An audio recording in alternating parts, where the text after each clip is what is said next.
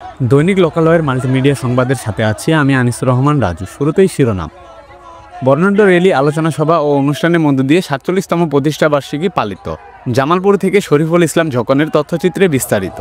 বিএনপির কেন্দ্রীয় কর্মসূচির অংশ হিসাবে জামালপুরের মালান্দাহে বর্ণাঢ্য র্যালি, আলোচনা সভা ও সাংস্কৃতিক অনুষ্ঠানের মধ্য দিয়ে ৪৭তম প্রতিষ্ঠাবার্ষিকী পালিত হয়েছে।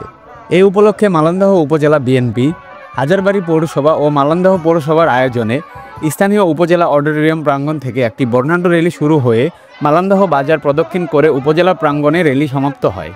র্যালি শেষে বেলা ১২টার সময় স্থানীয় মালান্দাহ উপজেলা অডিটোরিয়াম প্রাঙ্গণে আলোচনা সভা অনুষ্ঠিত হয়।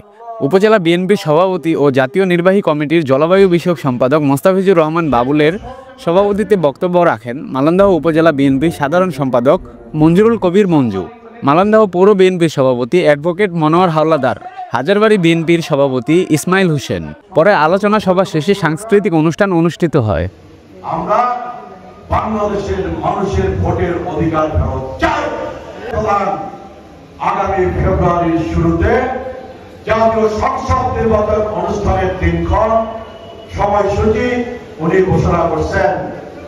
বিএনপির ৪৭তম প্রতিষ্ঠাবার্ষিকী প্রচন্ড গরম বক্তৃতা নিষিদ্ধ করা, গত বছর বিএনপির আন্দোলনের মধ্যে দেশ কার্যক্রমের নির্দেশে